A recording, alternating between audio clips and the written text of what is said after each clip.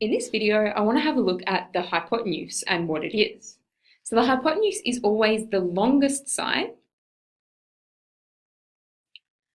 of a right-angled triangle. So it's always the longest side, but we can also find it because it is always opposite the right angle. So there's two ways you can figure out which one it is. So if we have a look at this triangle here, you might be able to see already that this side along here is the longest side. So that one would be our hypotenuse.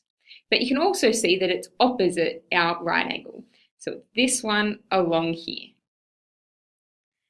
In our second triangle, again, we're going to go opposite the right angle, but it's a bit harder to tell just by looking that it is the longest side. So sometimes that right angle can help you. So this one's our hypotenuse. And then in our last one, it's going to be this side along here. That's our hypotenuse. And again, it is the one that's opposite our right angle.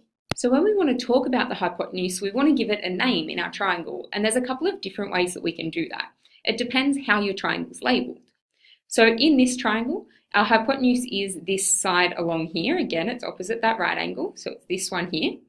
So we could call that P because it's got that lowercase p written on that side. If it didn't have that, we could also use the end points to name it. So we could call it NM because it goes between N and M. Or we could go the other way. We could start at this end and we could call it MN. So there's three different ways of naming the hypotenuse.